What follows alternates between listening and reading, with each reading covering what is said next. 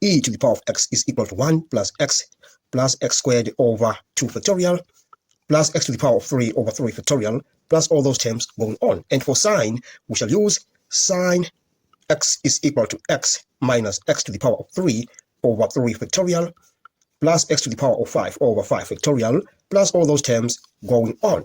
Now, let's apply this formula onto that function. Then we say gx is equal to 2 multiplied by e. So e is what we have right here. So we say 1 plus x squared over 2, because 2 factorial is 2, and 3 factorial is 6. So we have x to the power of 3 over 6 plus all those terms. And we multiply by sine x, which is that. So we say x minus x to the power of 3 over 6, because 3 factorial is 6 plus all those terms. I'm just ignoring that term with x to the power of 5 because we need to find the MacLaurin series up to and including the term in x to the power of 4. Now, let's remove these brackets. We say gx is equal to 2. 1 times x, you get x. 1 times minus x to the power of 3 over 6, we get minus x to the power of 3 over 6. And x times x, we get x squared. X times that, we get minus x to the power of 4 over 6.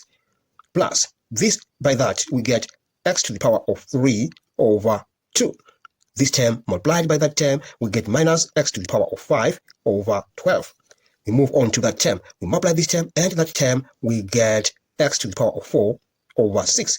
We multiply this term and that term, we have minus x to the power of 6 over 36, plus all those terms going up to infinity.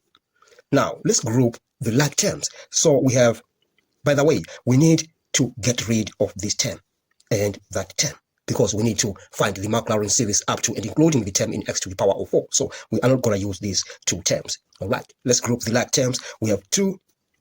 Let's take this x squared to that position. Then we have minus x to the power of 3 over 6. I'm grouping the like terms, plus x to the power of 3 over 2. And we have minus x to the power of 4 over 6, plus x to the power of 4 over 6, plus all those terms going on up to infinity. Now, let me just add up all these terms. We have 2 into x plus x squared. You add these two terms, you are going to get 2 over 3 plus 2 over 3 x to the power of 3. This term and that term, when they add up, you get a 0, because minus x to the power of 4 over 6 plus x to the power of 4 over 6 gives us a 0. So we're just going to end right there. Okay, and then we are going to multiply throughout by 2. So this is going to give us 2x plus 2x squared plus 4 over 3 x to the power of 3. And we have managed